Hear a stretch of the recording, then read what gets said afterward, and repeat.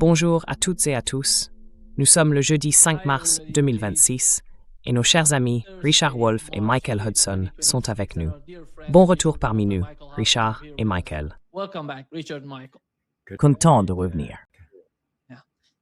Je pense que nous devons parler de ce qui se passe au Moyen-Orient à cause de la guerre qui a lieu en ce moment.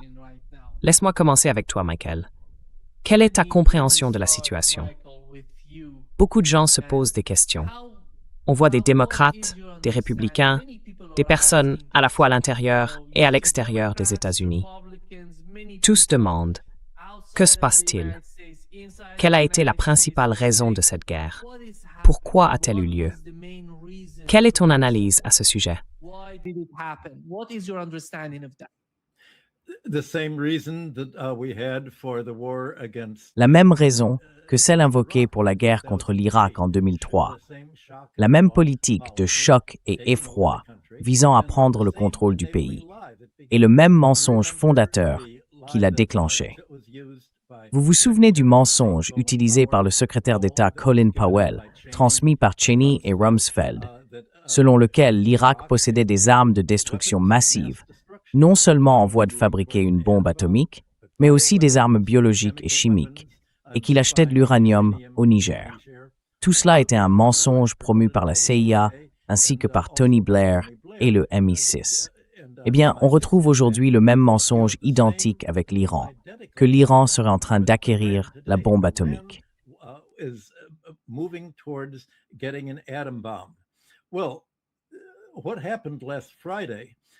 Eh bien, ce qui s'est passé vendredi dernier, je pense, explique pourquoi les États-Unis et Israël ont dû entrer en guerre si rapidement dès le samedi. C'est parce qu'après les négociations entre les Iraniens et les Américains à Oman, le ministre omanais des Affaires étrangères, qui avait agi comme médiateur, a rendu public le fait que l'Iran avait conclu des accords sans précédent pour se rallier à la position américaine afin d'éviter la guerre. L'Iran allait en réalité se débarrasser de son uranium enrichi à 60% et le transférer vers d'autres pays, et il allait promettre de ne pas poursuivre l'enrichissement. Quant à l'uranium qu'il conserverait, il devait le diluer.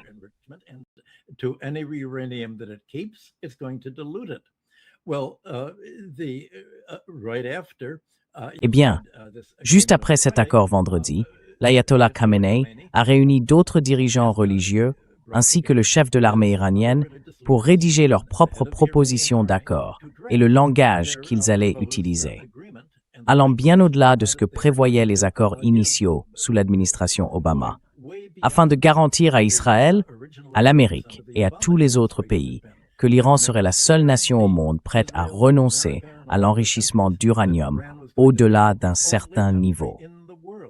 Maintenant, imaginez ce qui se serait passé si ce rapport avait été rendu public. Cela aurait détruit tout le mensonge qui avait servi à justifier l'attaque américaine contre l'Iran. Cela aurait montré que, contrairement à ce que disait Donald Trump, l'Iran ne cherchait pas à obtenir la bombe atomique. Que tout ce que Trump avait affirmé aurait été révélé comme un mensonge.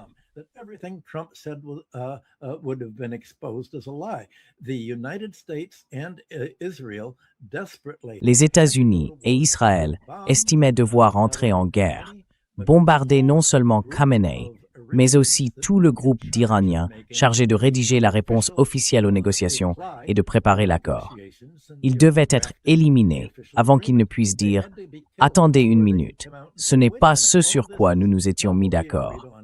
Nous avions convenu exactement de ce que le ministre omanais des Affaires étrangères avait dit. » Ils ont donc dû agir dans la précipitation. Trump et Netanyahou, avec les États-Unis et Israël, ont convenu de lancer une attaque surprise contre ces responsables et de les bombarder, car le véritable objectif n'a jamais été d'empêcher l'Iran d'obtenir la bombe atomique, puisque l'Iran n'en poursuivait pas la fabrication. L'objectif immédiat était exactement celui que Donald Trump avait annoncé, un changement de régime. Nous voulons un changement de régime. Et hier, il a déclaré que non seulement il y avait un changement de régime, mais que moi, Donald Trump, nommerai les nouveaux dirigeants de l'Iran.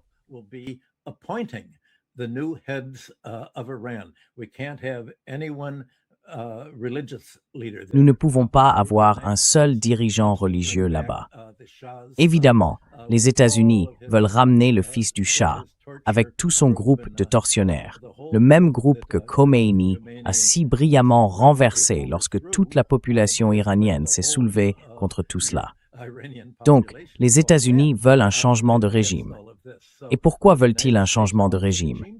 Ils veulent le pétrole. Nous revenons à une politique que les États-Unis suivent au moins depuis 2003, lorsque le général Wesley Clark a déclaré « Nous allons attaquer 7 pays du Proche-Orient en 5 ans et nous allons prendre le contrôle du pétrole. » Tout comme lorsque Donald Trump a dit « Vous savez, quand nous sommes en Irak, nous devons prendre notre pétrole. »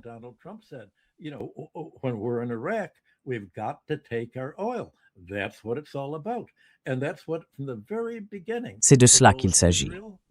Depuis le tout début, le rôle d'Israël au Proche-Orient a été d'agir, comme ce que j'ai entendu des officiers militaires américains appeler notre porte-avions terrestre, pour s'assurer qu'aucun régime n'émerge et ne rompe l'accord fondamental que l'Arabie saoudite et les autres pays de l'OPEP ont conclu en 1974. On leur a dit qu'ils pouvaient fixer le prix de leur pétrole comme ils le souhaitaient, mais qu'ils devaient le libeller en dollars et conserver toutes les économies issues de leurs exportations de pétrole aux États-Unis, sous forme de dépôts bancaires, de titres du Trésor américain et d'actions et obligations américaines.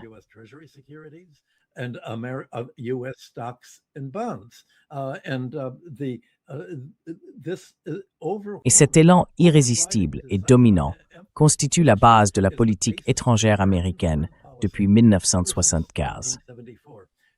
La raison pour laquelle l'Amérique est entrée en guerre avec l'Iran, et avant cela, en guerre avec l'Irak pour s'emparer de son pétrole, en guerre avec la Libye pour s'approprier son argent et son pétrole, et en guerre avec la Syrie en utilisant des troupes d'Al-Qaïda pour y provoquer une guerre civile, est de s'emparer de son pétrole.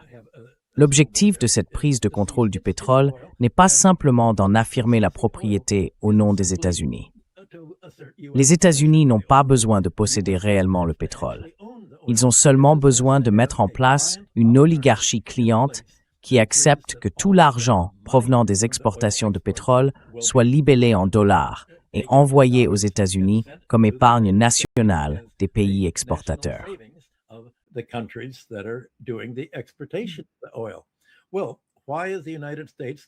Eh bien, pourquoi les États-Unis vont-ils faire la guerre au Venezuela? Parce que le Venezuela a déclaré « Nous allons commencer à fixer le prix du pétrole vénézuélien en monnaie chinoise, le RMB. Nous n'allons pas le fixer en dollars, car nous ne vendons pas de pétrole à l'Amérique. Nous sommes attaqués par l'Amérique. Nous allons le vendre à des pays amis et à des pays qui investissent chez nous. Les États-Unis ont fait la guerre à la Russie en Ukraine, parce que la Russie ne fixe pas le prix de son pétrole en dollars. Elle ne peut pas le faire en dollars, car ses réserves de change, environ 300 milliards de dollars, ont toutes été confisquées par les Européens.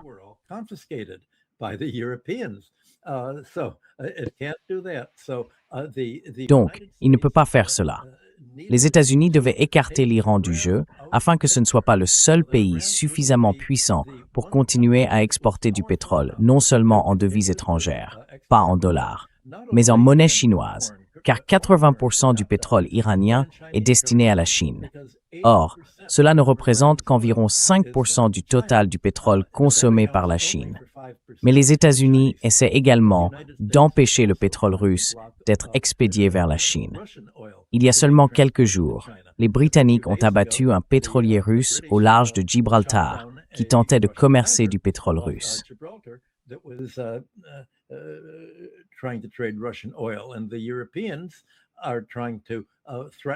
Et les Européens menacent de faire exploser les pétroliers russes dans la Baltique afin d'empêcher la Russie d'avoir le moindre accès à ses exportations. L'Iran s'est donc défendu, évidemment. Il s'est défendu essentiellement contre le risque d'être démembré, comme les armées supplétives américaines tentent de le détruire. L'Amérique dispose de 2 armées par procuration au Moyen-Orient.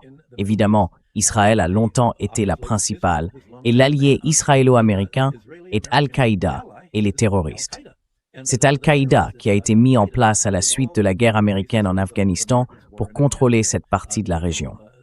Ensemble, Al-Qaïda et Israël ont agi comme des chiens d'attaque contre tout pays cherchant à affirmer sa propre souveraineté en prenant le contrôle de son commerce pétrolier.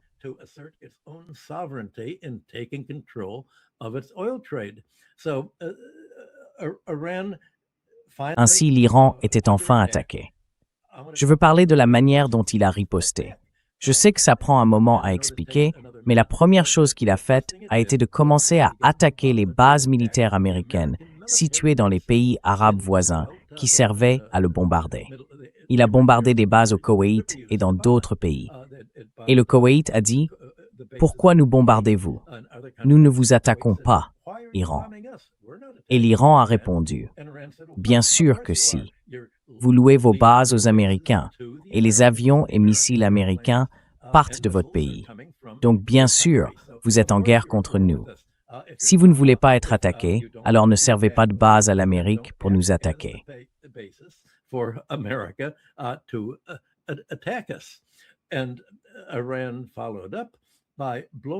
Et l'Iran a ensuite fait exploser les raffineries de gaz qui étaient utilisées, je crois, à Bahreïn et dans d'autres pays produisant du GNL.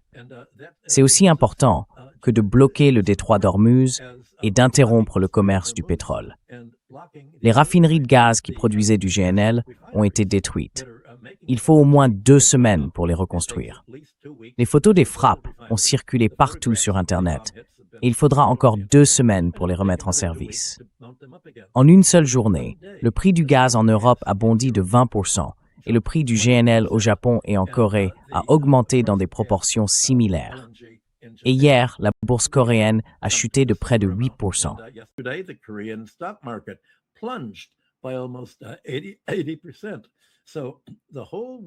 Ainsi, le monde entier est désormais menacé, non pas par l'Iran, mais par l'attaque terroriste américaine contre l'Iran.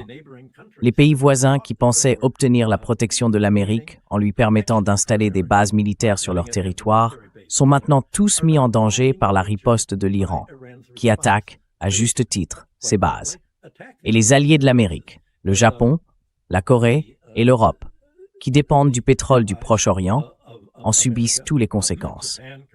Ainsi, l'attaque des États-Unis contre l'Iran est devenue en réalité une attaque contre leurs propres alliés, et elle a transformé la guerre en Iran en ce qu'il faut bien considérer comme une guerre mondiale, puisque le pétrole est consommé partout dans le monde. La stratégie américaine contre l'Iran s'inscrit dans la stratégie mondiale globale des États-Unis visant à contrôler le commerce mondial du pétrole.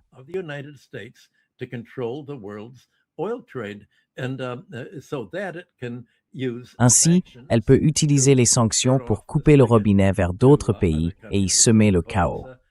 Cela a conduit le reste du monde à dire « Attendez une minute ». Il s'avère que toute la fiction justificatrice qui a servi à légitimer toutes les exigences de l'Amérique, pour des subventions, pour des compensations spéciales accordées à Trump en raison de ses tarifs douaniers, toutes les demandes selon lesquelles il faut soutenir l'Amérique parce que nous dépensons de l'argent pour vous défendre contre l'attaque de la Russie, ce qui est fictif, ou contre l'attaque au cas où la Chine attaquerait l'Asie, ce qui est également fictif, n'a aucun fondement étant donné sa puissance économique. Et puis, il y a l'attaque de l'Iran avec des bombes atomiques, totalement fictives.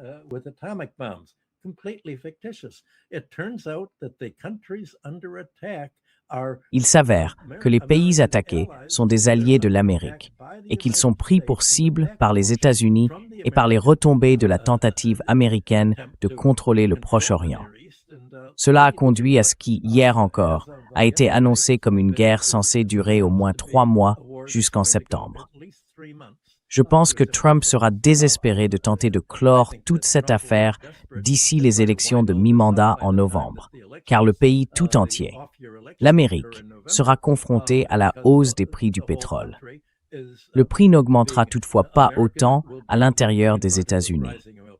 La guerre en Iran sera une aubaine pour les compagnies pétrolières américaines, car le prix du pétrole mondial va grimper à l'étranger.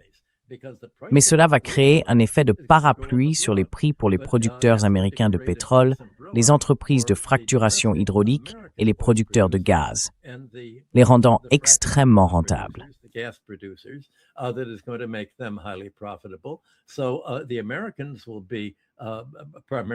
Ainsi, les Américains seront principalement les grands gagnants ici. Mais le gouvernement américain a accumulé d'énormes réserves de pétrole. Il va puiser dans ces réserves pour inonder l'économie de suffisamment de pétrole afin que les prix ne grimpent pas pour les automobilistes. Et l'Europe a passé l'année dernière à augmenter également ses réserves de pétrole, tout comme la Chine. Les gouvernements vont donc épuiser leurs réserves de pétrole, tout comme ils ont épuisé leurs réserves d'armes, de bombes et de missiles dans le cadre de la guerre en Ukraine et maintenant de la guerre en Iran. Mais ils se retrouvent dans une impasse, car sans les réserves permettant de contenir les variations de prix, on assistera à une forte hausse du prix de l'essence, de l'électricité, des engrais fabriqués à partir de gaz et des produits chimiques issus du gaz et du pétrole.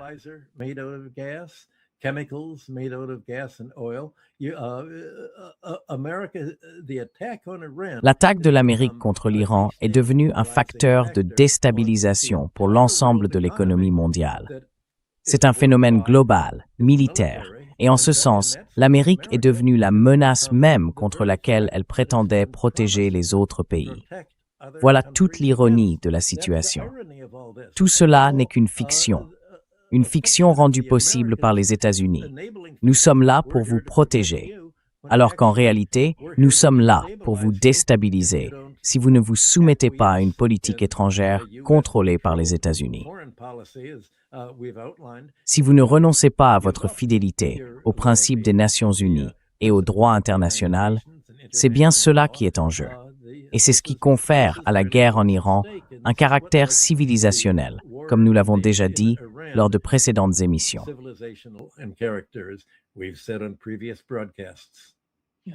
Richard, allez-y.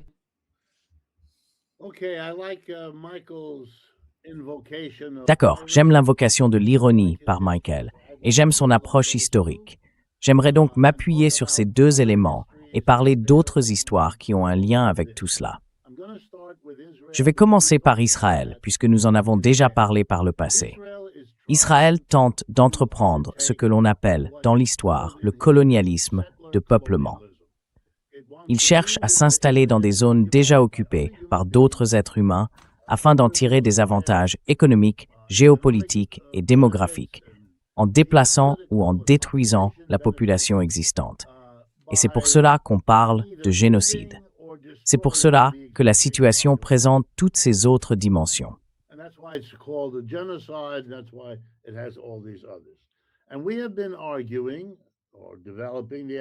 Nous avons développé l'idée que le colonialisme de peuplement entrepris il y a 2 siècles, en Afrique du Sud, en Australie, en Nouvelle-Zélande, au Canada et aux États-Unis, était alors possible en raison des relations entre un capitalisme colonisateur qui avait besoin de nouvelles sources de matières premières, de nouvelles sources de nourriture, de nouveaux marchés, et ainsi de suite.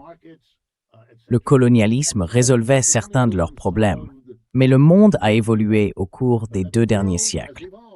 Le type de colonialisme de peuplement que l'on pouvait entreprendre et mener à bien à cette époque est aujourd'hui une proposition totalement différente. En réalité, nous vivons à une époque que d'autres ont qualifiée de période anticoloniale de l'histoire humaine.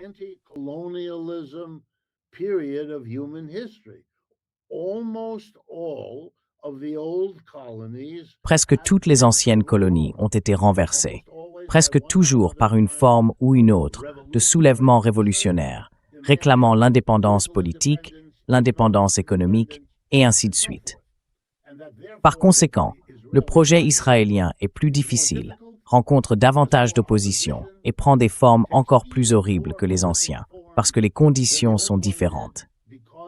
Et maintenant, Israël, parce qu'il ne peut pas affronter ce que je viens de dire, n'est pas d'accord avec cela, se retrouve à avoir conclu un accord historique. Et je suis assez convaincu que cela est compris, peut-être pas dans les termes que je vais employer, mais fondamentalement compris. perhaps not in the words I'm about to use, but basically understood. The United States will fund. Les États-Unis financeront, armeront et protégeront Israël si, en retour, Israël agit comme le bras militaire des États-Unis, menaçant et, lorsque cela est nécessaire, combattant toute tentative du reste du Moyen-Orient de se libérer de son passé colonial, qui n'a pas beaucoup changé, même s'ils ont obtenu leur indépendance politique. Voici maintenant la prochaine ironie de l'histoire. C'était en 1953, il y a environ 3/4 de siècle, lorsqu'un premier ministre iranien, Mossadegh, a tenté de trouver un moyen de faire du pétrole découvert sous le sol iranien un atout national précieux pour le développement du pays.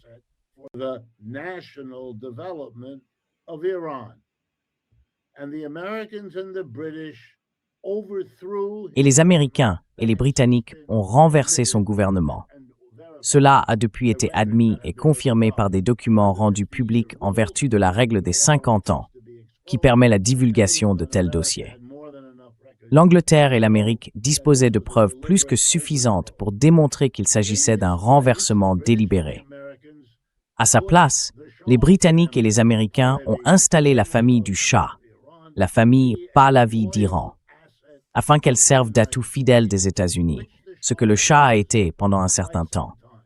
Lorsque la révolution islamique et le soulèvement des Moudjahidines éclatent à la fin des années 1970, le Shah doit quitter le pays et se rend aux États-Unis, où Henry Kissinger l'accueille comme un héros de l'Amérique.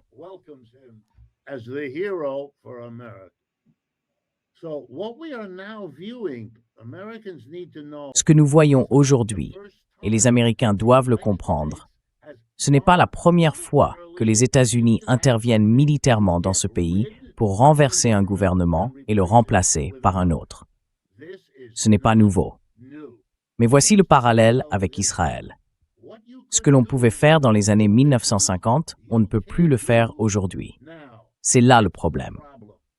Dans les années 1950, le seul allié vers lequel Mossadegh pouvait se tourner était l'Union soviétique, qui à cette époque se remettait à peine de la Seconde Guerre mondiale.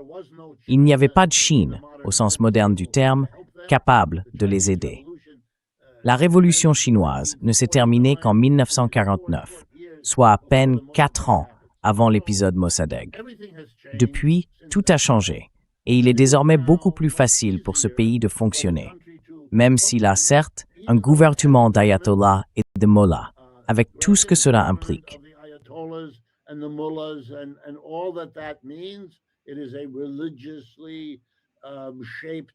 C'est une société façonnée et dominée par la religion. Mais ce n'est pas ce que les États-Unis voulaient. C'est pourquoi M. Trump peut dire « Je dois choisir le bon, parce que nous ne voulons pas d'un autre ayatollah ». Ce qu'il ne dit pas, c'est « Nous ne voulons pas non plus d'un autre Shah », car c'est une période très sombre de l'histoire iranienne. Et si nous choisissons quelqu'un de ce genre, cela se verra pour ce que c'est, et cela va provoquer de l'opposition si nous prenons le contrôle là-bas. Je veux dire, rappelons-nous que nous venons d'assassiner son dirigeant. Essayez d'imaginer ce qui se passerait aux États-Unis si des gens venaient assassiner notre dirigeant. Nous allons donc avoir de l'opposition en Iran, beaucoup d'opposition. Le peuple iranien s'oppose déjà au gouvernement en place. Beaucoup de gens savent comment s'organiser.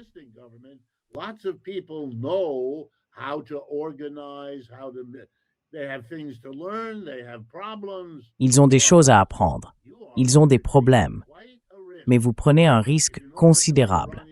Si vous connaissez bien l'histoire iranienne, vous savez aussi qu'ils ont eu le parti communiste le plus développé, le plus sophistiqué et le plus puissant de tout le Moyen-Orient, le parti Tudeh.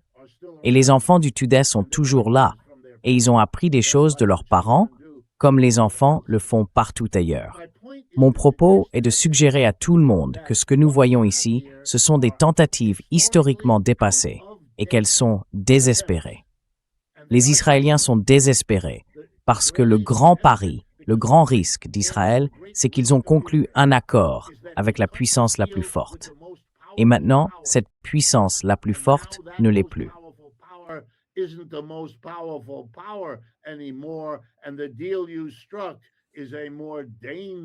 Et l'accord que vous avez conclu devient plus dangereux chaque jour qui passe et conduit à des actions de plus en plus désespérées.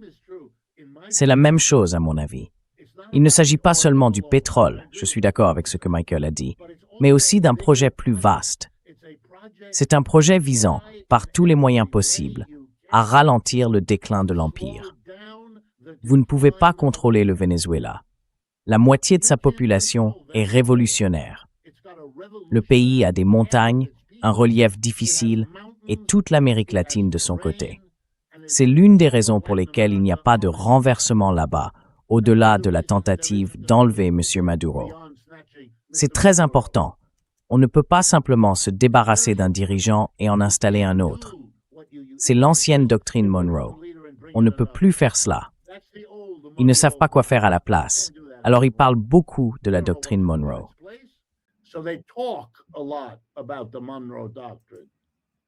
They didn't have to talk about it for the last century. Ils n'avaient pas eu besoin d'en parler pendant le siècle dernier. Ils le faisaient simplement. Ce n'est plus possible aujourd'hui. Et ce n'est pas possible non plus au Moyen-Orient. Regardez tous ces pays. Je vais conclure là-dessus. Je vais être un peu cru un instant, mais par souci de concision. Les pays du Moyen-Orient aujourd'hui, menacés par l'Iran, sont tous des créations de l'impérialisme occidental. C'était à l'origine un vaste désert découpé en petits ensembles par les Européens, remis à des familles choisies qui semblaient prêtes à rester loyales si on les payait suffisamment. Ce sont de tout petits pays. Ils sont désespérés. Ils vivent du pétrole et du gaz, et ils mourront du pétrole et du gaz. Ils ont essayé, dans certains cas depuis 70 ans, de se diversifier. Ils n'ont pas grand-chose à en montrer. Ils dépendent toujours du pétrole et du gaz. They're still dependent on oil and gas. They're dispensable to everyone. Ils ne sont indispensables à personne, sauf à eux-mêmes, une position très dangereuse. Alors, les États-Unis choisissent deux points très vulnérables, le Venezuela et le Moyen-Orient. Parfait. Cela leur permet de s'assurer de petits coins du marché pétrolier. Et regardez à quel point M. Trump s'efforce de préserver les combustibles fossiles, de dénoncer toute tentative de transition vers d'autres formes d'énergie.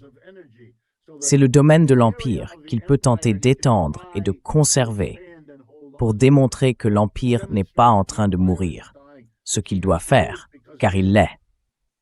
Et il peut intégrer cela à l'économie mondiale, toujours dépendante du pétrole.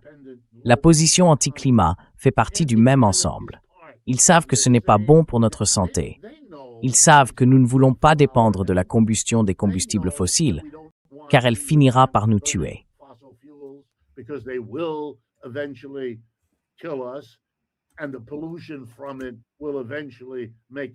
Et la pollution qui en résulte finira par nous tuer. Ils le savent très bien. Ils n'ont pas besoin de nous pour ça. Ils se battent pour s'accrocher. Même si cela leur coûte, ils continueront à se battre pour s'accrocher. Ils auront beau tousser toute la nuit, ils s'accrocheront quand même. Il est important de comprendre cette mentalité. Elle s'applique ici. Si nous contrôlons le pétrole vénézuélien pendant un certain temps, nous aurons ralenti la trajectoire des choses.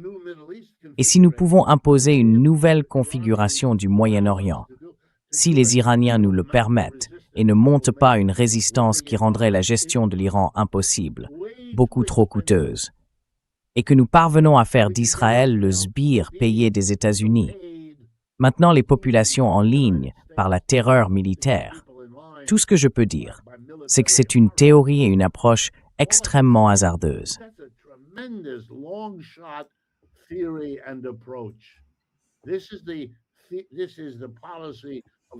C'est la politique d'un empire mourant.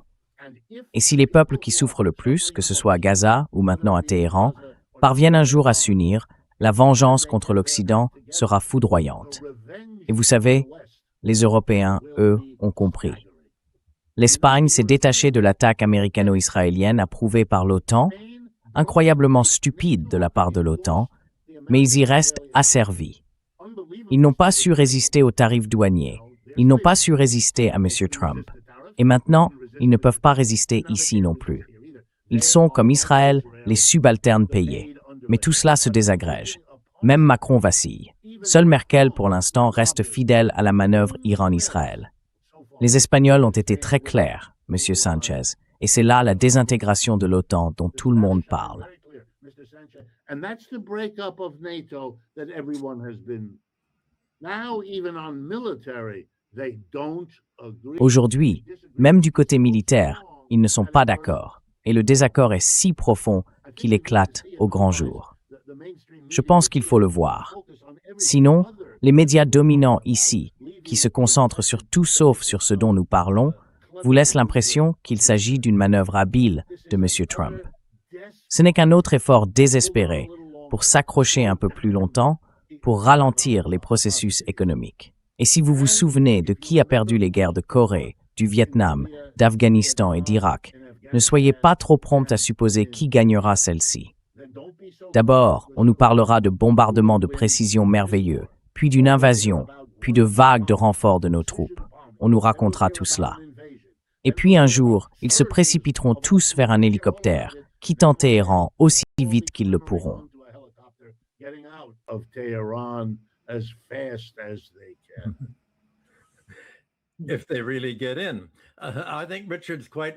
S'ils y vont vraiment, je pense que Richard a tout à fait raison de dire qu'il faut regarder ce qui s'est passé en Iran, et je suis d'accord avec lui.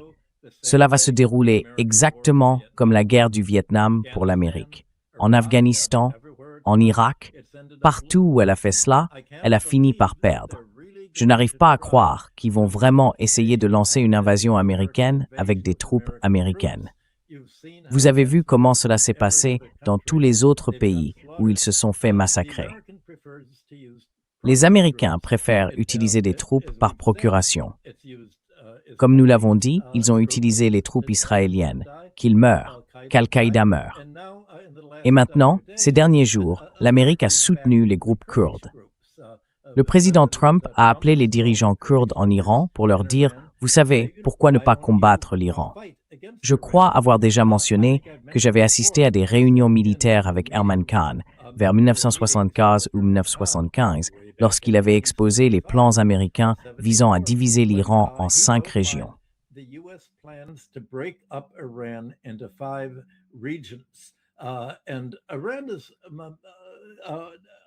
Et l'Iran est, je ne dirais pas unique, mais très différent des civilisations occidentales et chrétiennes, à bien des égards. La différence la plus importante, c'est qu'il est multiethnique et qu'il n'y a jamais eu de mouvement séparatiste ethnique là-bas.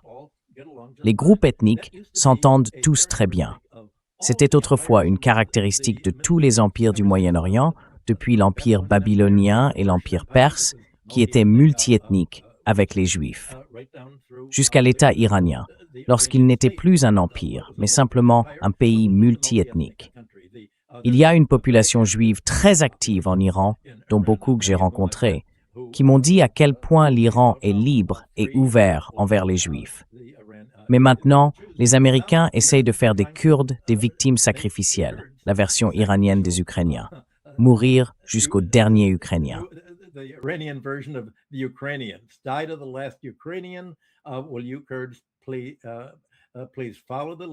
Allez-vous, Kurdes, suivre le dirigeant soutenu par Trump et mourir comme les derniers Kurdes iraniens? On m'a dit que le Parti des travailleurs du Kurdistan en Turquie n'est pas du tout favorable à cela et qu'il s'y oppose. Donc, il y a un conflit entre Kurdes, mais les Kurdes d'Iran semblent prêts à mener une certaine forme de combat là-bas. Eh bien, le point que je voulais aborder, celui que Richard soulevait, était comment empêcher un empire en déclin de se débattre désespérément et d'entraîner le reste du monde dans sa chute. Eh bien, on empêche une alternative de se développer, et c'est ce que les États-Unis ont essayé de faire.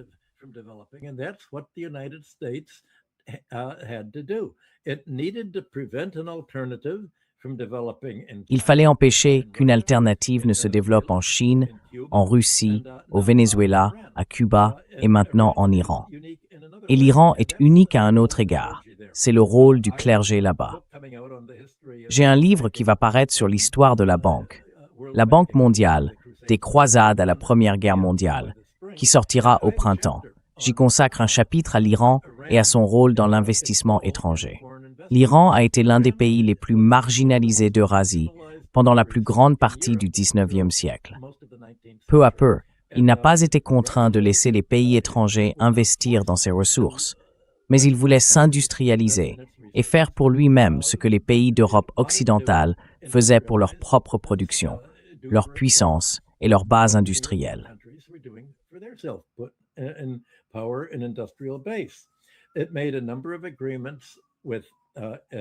Elle a conclu un certain nombre d'accords avec des investisseurs britanniques, et ces accords étaient plutôt désastreux.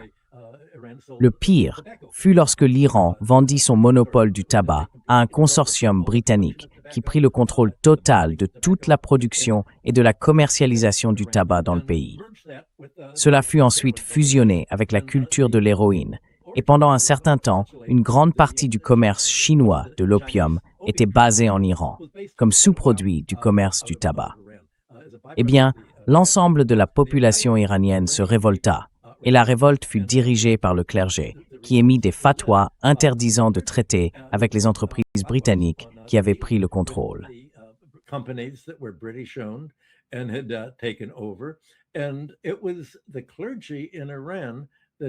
Ce furent les membres du clergé en Iran qui non seulement dirigèrent le mouvement visant à mettre fin à la mainmise britannique sur le tabac, les chemins de fer et d'autres secteurs iraniens, mais qui poussèrent également à la réforme constitutionnelle de 1905.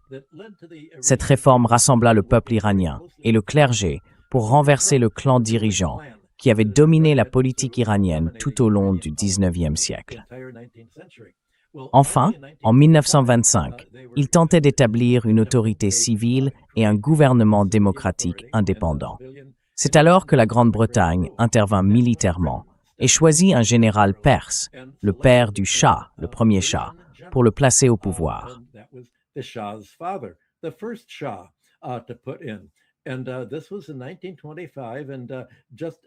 Et c'était en 1925. Et comme Richard l'a mentionné, le Parti communiste tudeh était très puissant en Iran après la Seconde Guerre mondiale. Il avait également été influent après la Révolution russe. Dès le début, le rôle de l'armée soutenue par les Britanniques en Iran était d'éliminer les communistes et les militants de gauche et d'agir comme un gouvernement proxy pour les Britanniques et d'autres investisseurs étrangers, y compris ce qui allait devenir British Petroleum, la Anglo-Persian Oil Company. Cette concession en Iran est ce qui a conduit à la création de British Petroleum et à la puissance de la Grande-Bretagne à l'origine.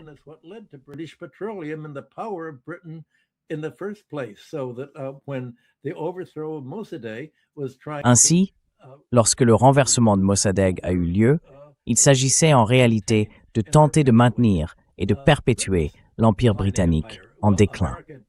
En 1953, les États-Unis avaient en grande partie absorbé l'Empire britannique dans la zone Sterling, mais ils pensaient encore pouvoir conserver leur influence en Iran sous le règne du Shah.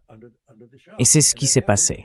Le Shah y a instauré une dictature brutale qui a finalement été renversée une fois de plus par le clergé, car les seules places où les Iraniens pouvaient se rassembler à l'abri de la police secrète du Shah étaient les mosquées. Et cela en fait partie. Le résultat, c'est que les Iraniens, plutôt que d'être un État terroriste, ont en réalité mis fin au terrorisme du Shah, qui pesait sur l'Iran depuis de nombreuses décennies.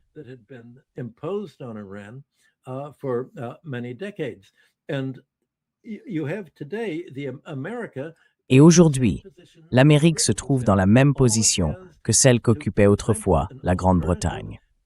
Tout ce qui lui reste pour empêcher l'émergence d'un gouvernement alternatif, pour remplacer l'Empire américain, pour remplacer la dollarisation, pour remplacer le contrôle du pétrole mondial, afin que les pays puissent acheter auprès de fournisseurs non soutenus par les États-Unis et l'Europe, c'est le recours à des actes terroristes. Non seulement ceux que nous voyons en Iran, mais aussi les actes terroristes en Ukraine contre la population russe, ainsi que le renforcement militaire en mer de Chine méridionale pour armer Taïwan, entraîner les Philippines dans un conflit et le Japon dans une confrontation avec la Chine. into a fight against China. All that America can do is try to find allies. Tout ce que l'Amérique peut faire, c'est essayer de trouver des alliés qui mèneront ces guerres. Se battre jusqu'au dernier Ukrainien, au dernier Kurde, au dernier Japonais, au dernier Philippin. Et peut-être, en fin de compte, s'il y a une invasion armée américaine, jusqu'au dernier fantassin américain. Et que vont faire les autres pays? Les coûts de ce terrorisme américain et de la déstabilisation du pétrole provoquée par les États-Unis, qui cherchent à maintenir le contrôle du pétrole comme pilier financier et commercial de l'ancien empire américain, ne cessent d'augmenter. Cela va menacer la capacité des autres pays à importer du pétrole et du gaz. Cela risque de transformer le monde entier en une situation semblable à celle de l'Allemagne, lorsque celle-ci a été contrainte de couper ses importations de pétrole et de gaz en provenance de Russie.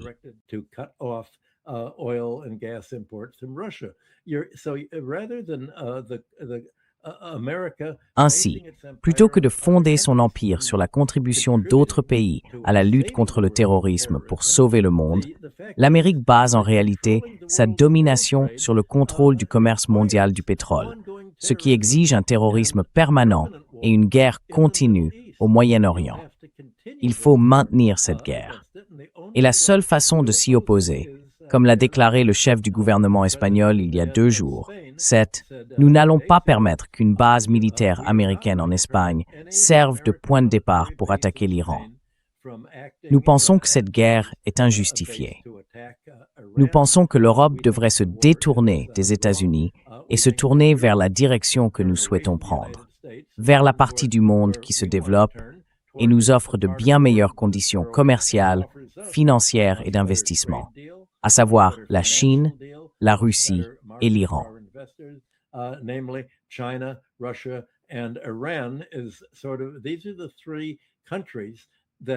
Voici les 3 pays qui constituent le noyau de ce qu'on appelle souvent les BRICS, mais en réalité, ce sont la Russie et l'Iran, et non l'Inde, ainsi que la Chine, qui forme le cœur de ce qui va émerger comme l'autre pôle du monde, agissant comme un aimant pour attirer l'Europe, l'Afrique, l'Amérique du Sud, le Sud global et l'Eurasie dans leur orbite.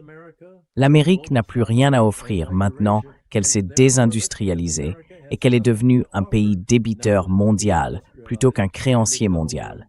Ainsi, le monde n'a plus besoin de dollars pour ses propres réserves, ni pour sa croissance économique.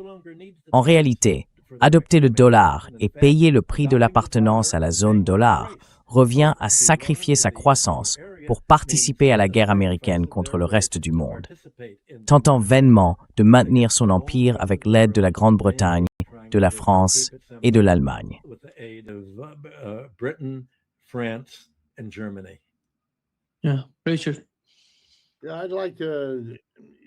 J'aimerais utiliser le peu de temps qu'il nous reste pour parler des limites de tout cela qui viennent de l'intérieur de l'économie américaine. Passons cela en revue avec un peu d'arithmétique. Notre budget actuel pour la guerre, ce que nous appelions autrefois le budget de la défense, ou je suppose maintenant le budget de la guerre, est d'environ 900 milliards de dollars. Il n'y a pas tant de chiffres à retenir. 900 milliards de dollars. Avant la guerre en Iran, avant cela, M. Trump avait indiqué qu'il voulait l'augmenter dans le budget de l'année prochaine à 1,5 billion de dollars. En d'autres termes, il veut ajouter 600 milliards de dollars. C'est une augmentation des 2/3 du budget militaire.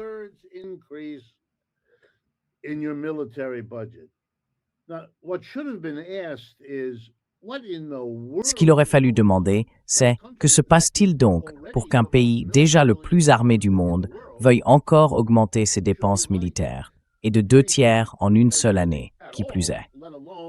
Cette question n'a pas été posée.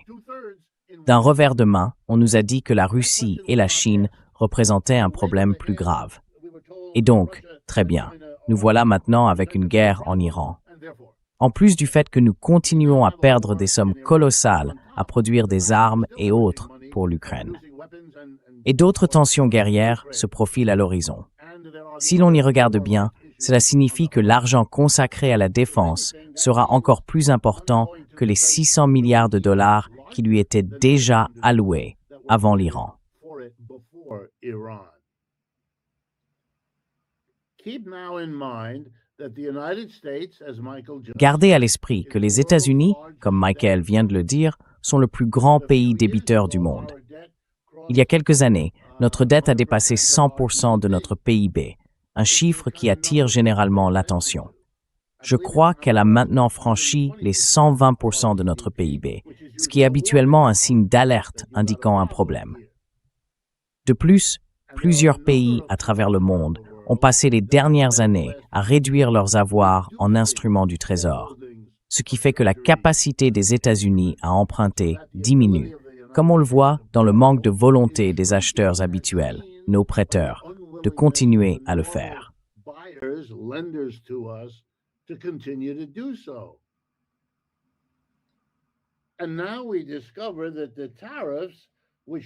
Et maintenant, nous découvrons que les droits de douane, qui ont rapporté environ 160 ou 170 milliards de dollars, sont inconstitutionnels et que cet argent devra être remboursé ou quelque chose de ce genre. En combinant tout cela, cela signifie un déficit fédéral qui pourrait vraiment nous surprendre en nécessitant $1 trillion supplémentaires, voire plus, alors que nous n'avons absolument aucun moyen de lever cette somme. Nous n'allons pas pouvoir emprunter. Ou, pour le dire autrement, même si nous pouvions emprunter $1 trillion, étant donné que nous sommes déjà surendettés et que les 3 principales agences de notation ont retiré la note AAA de la dette américaine, nous allons devoir payer, voilà, des taux d'intérêt plus élevés pour obtenir cet argent.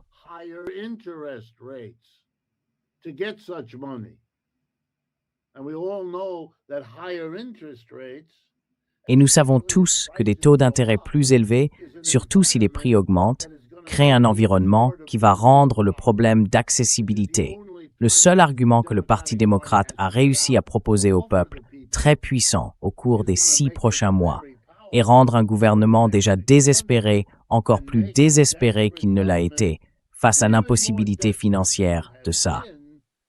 Et je ne vois rien. Michael devrait me corriger si je me trompe. Mais je ne vois rien à l'horizon qui viendra intervenir ici.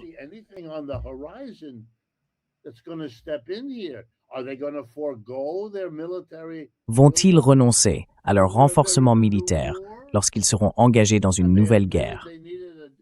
Ils ont admis avoir besoin de 600 milliards de plus. Vont-ils dire « Eh bien, nous ne pourrons pas le faire ». Quel genre de message cela envoie-t-il?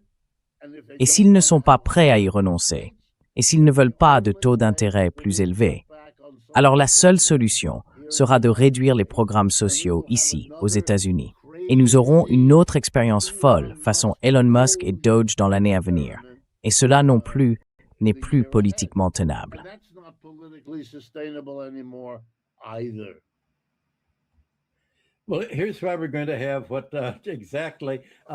Eh bien, c'est là que nous allons avoir exactement ce dont Richard parle.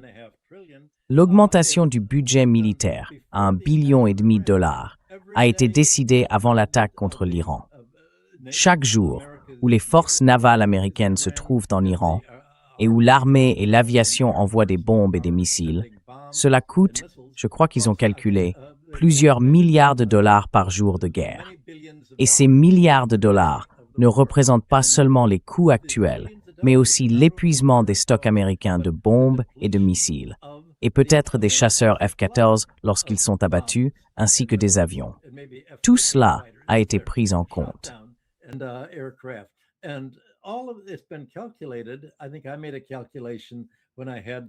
Je crois que j'ai fait moi-même un calcul il y a quelques jours, lorsque j'avais sous les yeux les dépenses quotidiennes. D'ici septembre, cela va ajouter un autre $1 billion, rien que pour remplacer les armements utilisés en Iran, sans compter le coût de l'équipement, du ravitaillement et du maintien en alerte de la marine, de l'armée de l'air et des troupes sur place. Les coûts seront donc encore plus élevés que les chiffres déjà absurdement élevés que Richard vient de mentionner. Et il a tout à fait raison de dire que l'Amérique suit la même voie que Merz en Allemagne, en s'adressant aux travailleurs et en leur disant « Travailleurs, êtes-vous patriotes ?»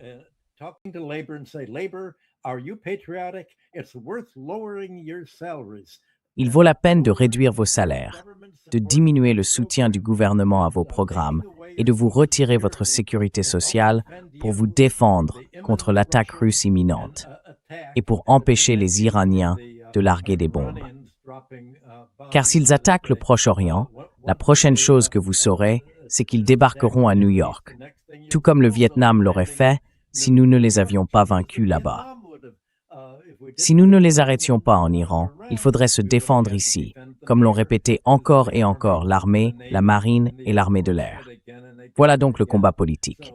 Et malheureusement, il n'y a qu'un seul groupe plus à droite que Trump, et c'est le Parti démocrate, qui est entièrement favorable.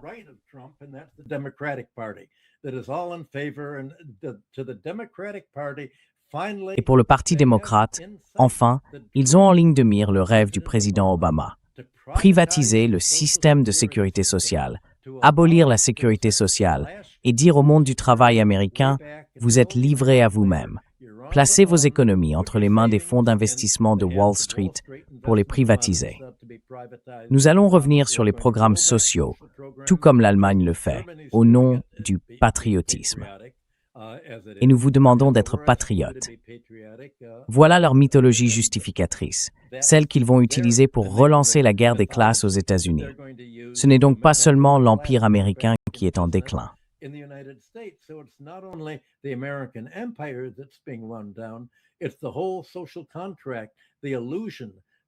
C'est tout le contrat social, l'illusion selon laquelle le rôle du gouvernement américain serait d'élever le niveau de vie et de protéger l'épargne du travail, de promouvoir la prospérité.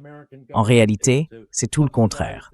Le rôle du gouvernement américain est de subventionner les secteurs financiers et immobiliers, d'extraire des rentes, de polariser l'économie et de servir ses donateurs de campagne, les riches, le 1%, peut-être les 10% les plus aisés, mais fondamentalement de maintenir cette polarisation. Ce que Trump a fait, et qui est, je suppose, unique par rapport aux démocrates, c'est qu'il a fait du président, du cabinet et du Congrès les bénéficiaires directs de toutes ces dépenses de guerre en insistant pour que les États-Unis y participent.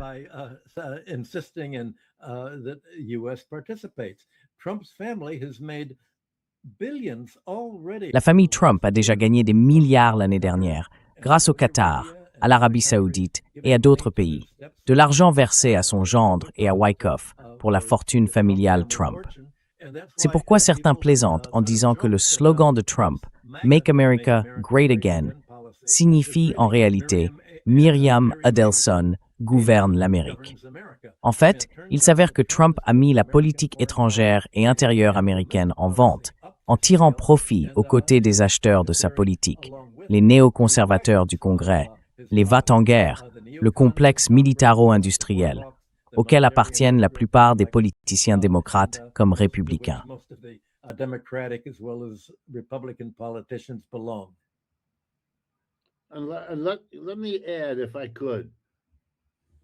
Permettez-moi d'ajouter quelque chose, si je peux. Allez-y, Richard. Je sais que ce que je vais dire est inquiétant, mais quelqu'un doit le dire. Que va-t-il arriver à Israël lorsque l'Empire s'effondrera? Lorsque les différentes stratégies visant à ralentir ce processus, que ce soit au Venezuela ou au Moyen-Orient, se dérouleront sans meilleurs résultats que ceux obtenus au Vietnam ou en Afghanistan. À ce moment-là, que devons-nous attendre? Voici ce que j'attends. Une querelle entre voleurs, une décision en Amérique qui, pour paraphraser Tucker Carlson, dira « Vous avez passé votre temps à faire ce que les Israéliens voulaient que vous fassiez ». Et ainsi, les Américains pourront blâmer les Israéliens pour ce qui s'est passé, et les Israéliens, de leur côté, blâmeront les États-Unis. Mais de cet effondrement naîtra une chose certaine, le pire résultat possible pour les Israéliens qu'on puisse imaginer. C'est un pari extrêmement dangereux qui se joue ici, et il ne faut surtout pas le perdre de vue, surtout pour ceux qui, si j'ai raison, risquent de perdre autant à l'avenir que ce qui est actuellement imposé au peuple iranien. Eh bien, il n'y a donc qu'une seule solution, qu'Israël conquiert l'Arabie saoudite.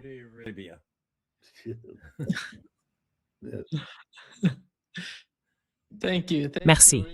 Merci, Richard et Michael, d'être avec nous. aujourd'hui. Un grand plaisir, comme toujours. As always. Merci. See you. À bientôt.